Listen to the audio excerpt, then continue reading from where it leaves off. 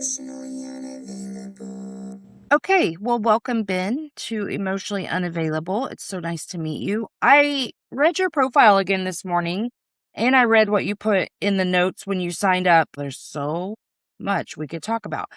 Okay, so you used the word embodied in the notes that you left, and I giggled because that is one of the words that I learned in context, but didn't actually fully understand what the word meant for quite some time. So I would like to start there. Definitely. Let's go for it. However you explain that, and even how it worked in your life is fine too. Having suffered a lot of physical and emotional abuse during childhood, there was the abuse that came on the home front, parents, and there was also bullying that was thrown in on top of that. It came from school. And growing up under such circumstances, one goes into survival mode. You're in somewhat of a state of shock. It doesn't fully register what's happening, what you're going through. And so all that distressing emotion, the lived events, the impressions thereof get stored within the body. And so there's that component. And the other thing is it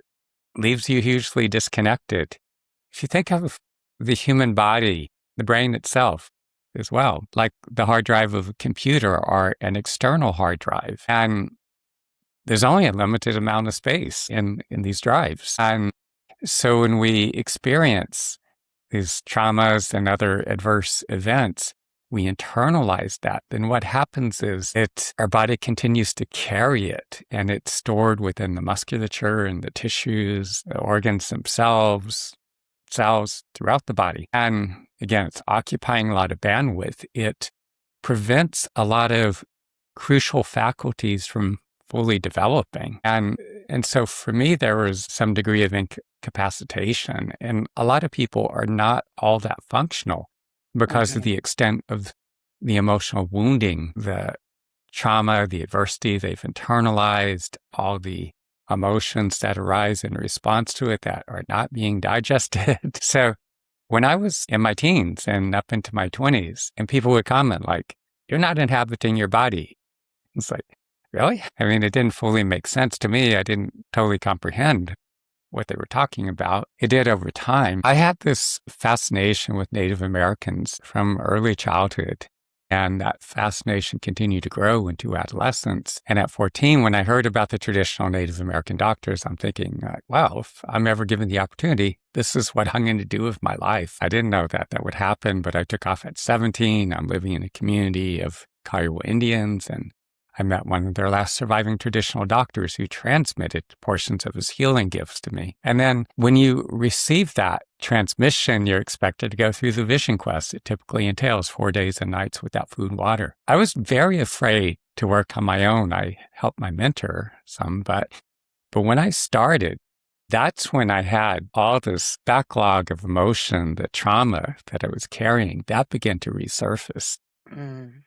And it was like pouring hydrogen peroxide into an infected wound. And so what I'm getting at here is that I had to learn to work effectively with those emotions to actually digest the impressions of all that lived experience I'd internalized and all the emotions that were backed up inside of me. And by doing that successively, there's been greater and greater embodiment. There's a lot of practice. There's this whole system of meditation practices I developed. I see a lot of forms of meditation practice that, like there's an ashram, and I worked with some of the people from it. It's northwest of New York City. And some of those people were really dangerously dissociated. They were out there. And that could present a certain danger. Because if you have people that already are carrying trauma and whatever other wounding, and that could put them at risk when they're, again, carrying the trauma and that dissociated and it's being further exacerbated, it could destabilize some individuals even. We're faced with various challenges, difficulties in our life, adversity, and we're fighting it, we're resisting it, we're complaining about how unfair life is and wishing everything would be different. And it's understandable. We would like things to be different. Yet, as much as I can, I've been teaching myself to okay, This is what's happening. Embrace it. How can I work with this constructively? And when the emotions arise in response to these lived experiences, to actually be able to work with them. And there's a practice that I teach people that, start by acknowledging what's happening. What are the actual circumstances? What's going on, whether it's in your relationships or maybe work-related, some other area of your life, health concerns, what's going on? 2, what do you feel in your body in response to it? 3, where are these feelings and sensations residing within your body? 4, bring as much awareness as you can. You're not looking at the feelings from a distance. You're getting deep into the core of it and breathing all the way down to your abdomen, expanding your abdomen, then ribcage, pausing, and very slowly exhale all the way out and pausing again. And doing this, staying with the feelings and sensations as they go through their progression.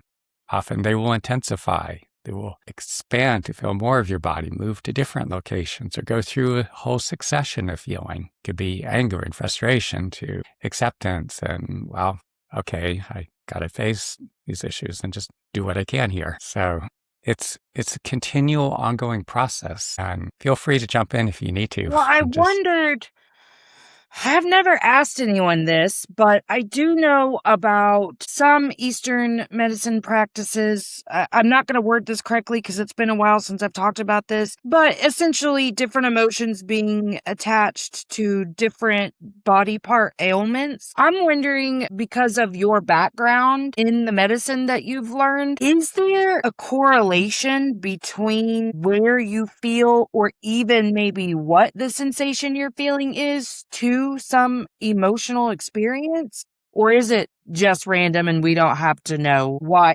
I'm asking this because I tend to have mostly the same ones for the same like anytime I feel like right before expansion, basically, when things go really good specifically, I will feel like a full body zap for a second, which I think is crazy that I never noticed that before I got really in tuned, but still it's there. And it will be the same reaction if like I'm nervous or anxious about, like, something says something that triggers real fear in me, like then I'll have that same reaction, versus when I feel betrayed by something, my tummy feels like there was a roller coaster, So I'm just curious if, in your opinion, there is any reason for the specific sensations or where you're hurting, if you're hurting. A big part of it for me, I was very numb to my own emotions, having grown up, as I said, suffering, enduring a lot of trauma, adversity, and like everyone else, as a child, as a teen, you don't know how to cope with that. You're just doing the best you can to get through from one day to the next, to survive, to not get attacked or beaten or whatever, screamed at, yelled at, criticized. So that left me very numb, very disconnected. I couldn't feel, I didn't register a lot. And it wasn't until, as I said, in my mid-20s, I'd apprenticed with this Native American doctor, Horace Belkai, from the Kiowa tribe, when I was starting at the age of 20 up to 23. And then the apprenticeship was so extreme, so intense. I mean, he'd do things like he dropped me off in the middle of the Hopi Indian reservation with $30 in my backpack, said, hitchhike to Las Vegas, make it the best you can. And he just expected me to survive during that time. After a few months, he showed up and he's like, ready to go? And he told me to let him know where I was staying. What? I thought you meant for like a fucking week. A few months? Yeah, a few months. Oh my God. Yeah, it was terrifying at That's 20. Wild. Yeah, and it's hitchhiked from the Hopi reservation down to... I don't remember all the roads through there. I'm not that familiar with Arizona. And I think it was near Kingman. I think I was on I-40, and there were these 3 guys in a car stopped and picked me up, and they were heading to Las Vegas. That was terrifying for me, like at 20, and here I am. And so even then, I was going through all this ordeal of the training. It was pretty intense. So I parked my ass into college for a couple of years. Okay. To reassemble myself after training with my mentor and to reflect on things.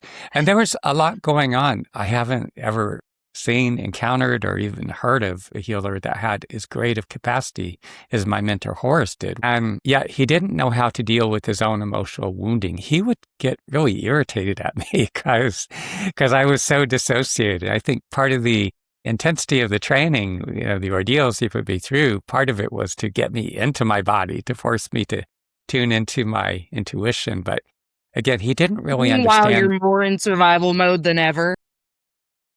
Yeah, he didn't understand the emotional component, but it was when I was in my mid-20s, I started working with people, and then that trauma began to resurface, and especially in my attempts to form romantic, intimate relationships, it surfaced because yes, and that's where it always gets you.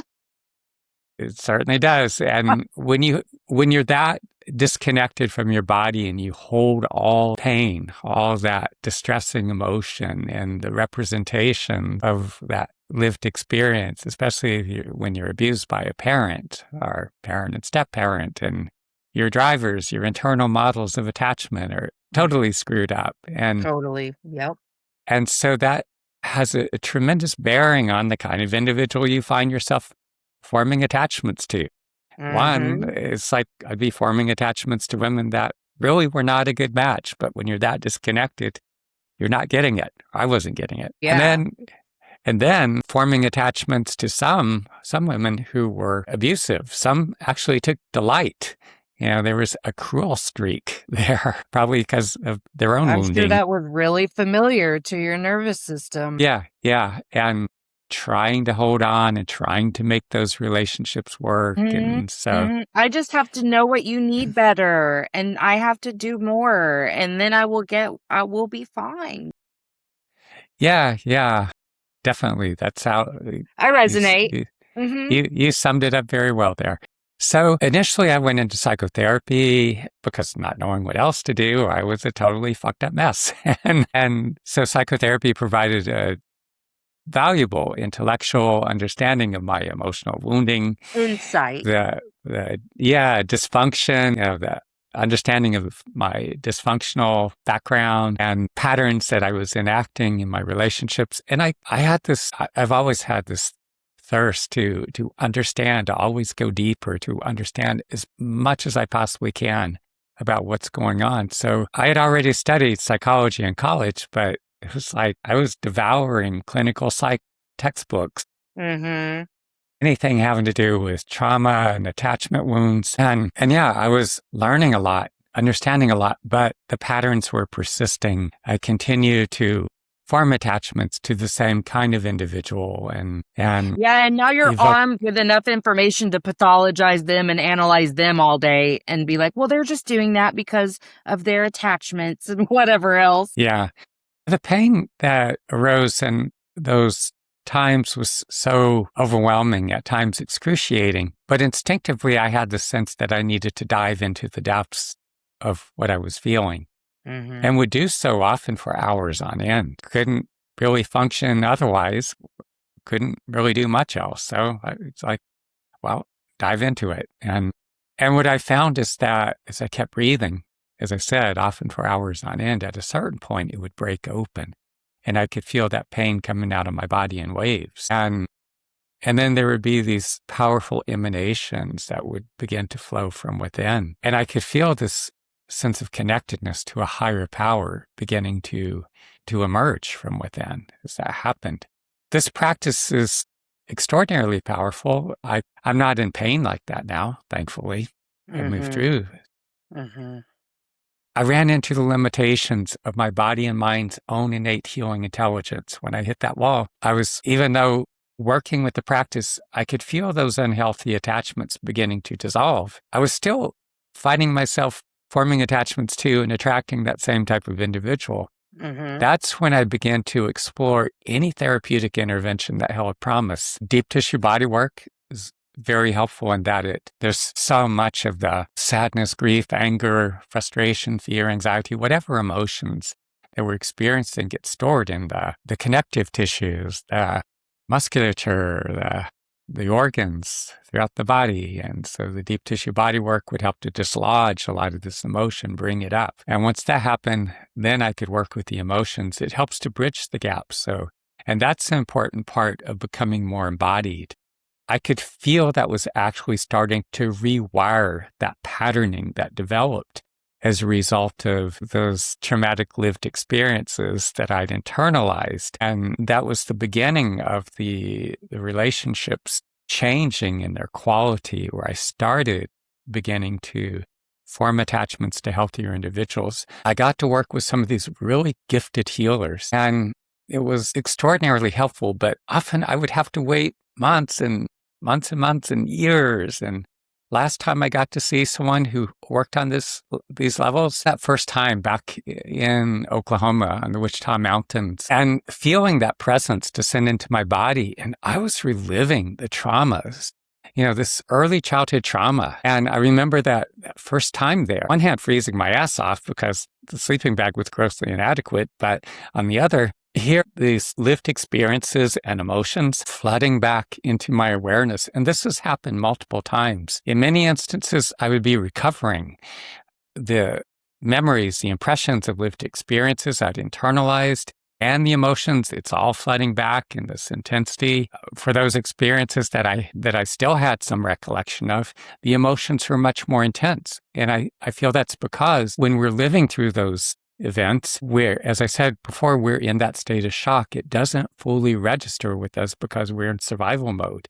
So I'm experiencing all that. It's coming back. I could feel myself, that presence working through me, helping me to digest the lived experience, all that backlog of charged emotion. And I will have a lot of these emotions continuing to surface in the coming days and weeks. Working with the practice I described earlier, I'll be digesting that. And as all that's happening, this new foundation's taking shape. And so it's like rewiring me. And being acutely sensitive, very empathic, I feel like I have this acute sense of where I'm at with people and with the world around me, how the world responds to me, all this. And so I'm well aware of where I am in a sense. But then as I go back out and I'm engaging with people, I'm just sensing, I'm feeling how people are responding to me. And I could feel it became strikingly apparent over time that people were becoming kinder. And there's still times people will be assholes.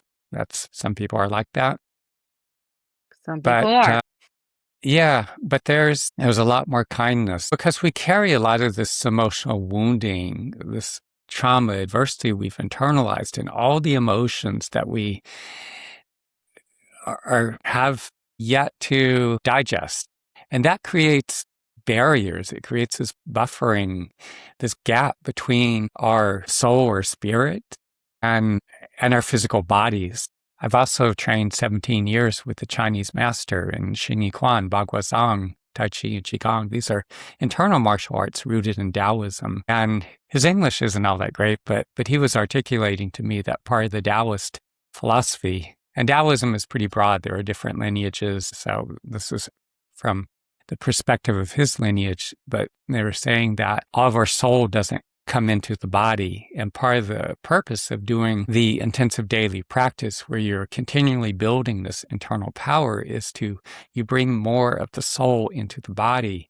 And you see that yin-yang emblem, that symbol. And it symbolizes, that soul aspect and the embodied aspect. That's part of what it's symbolizing. And bringing that together, merging them and building this presence. And so the understanding is you have a lot of people, they carry this tremendous wounding and they're not dealing with it. It's not healing. And so they say that when you leave your body at the end of this life, a lot of that wounding, what you carry that you haven't healed and transformed, it's too heavy. It stays behind. You lose parts of yourself. Whereas they say when you take the steps to heal and transform this wounding, you're building, you're increasing. And so when you go out, you've evolved to a higher level. And there's also within the Hindu Vedic tradition, and even in Tibetan, that you go through this evolution, facing what it is that needs to be dealt with. You evolve as an individual. And so I work with that. And a big part of this embodiment, we all face challenges in our lives, and this world is ever changing.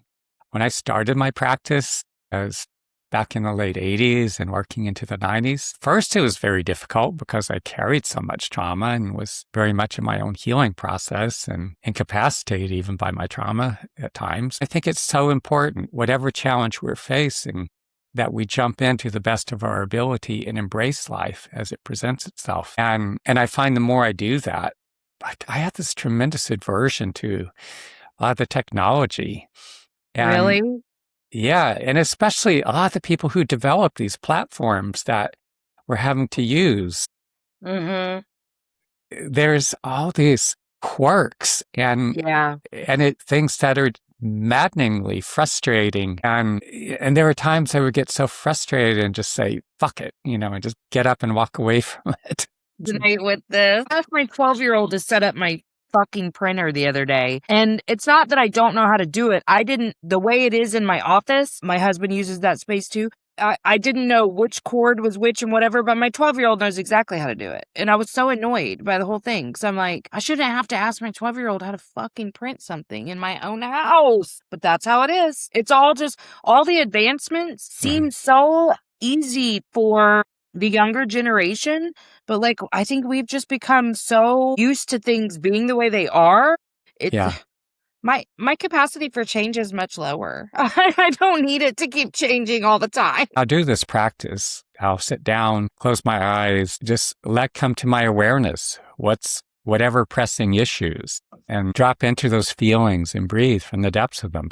I'm not always having emotion flooding me or surfacing. So sometimes I'm just breathing into just sensations or just lingering feelings.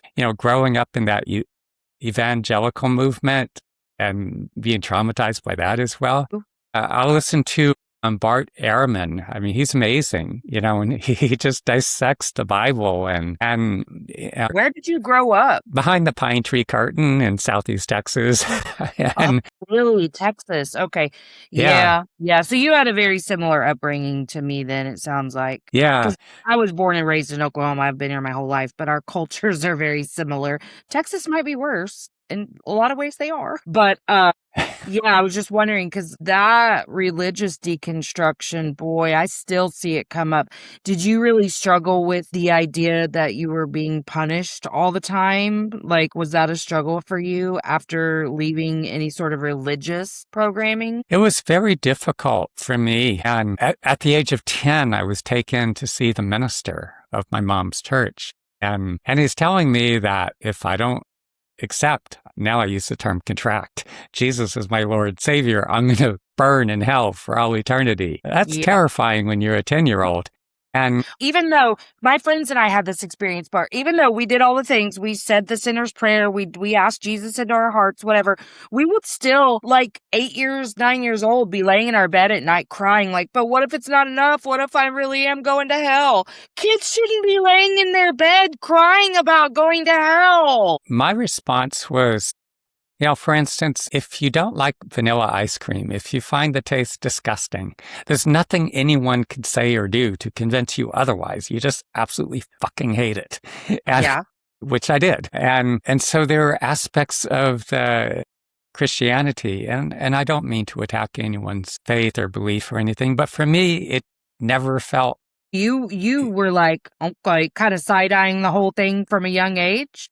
Yeah. And so well, good for you. Shit, I didn't have those critical thinking skills. I did not. Yeah, maybe that's why they sensed that there was something different about me. There was something wrong or something. And they were dogpiling me in front of the church at one point, wailing like saying things like, Satan, get your hands off of him. He's God's child, all that. I was about to say, you were practically possessed in their world. Yeah, definitely.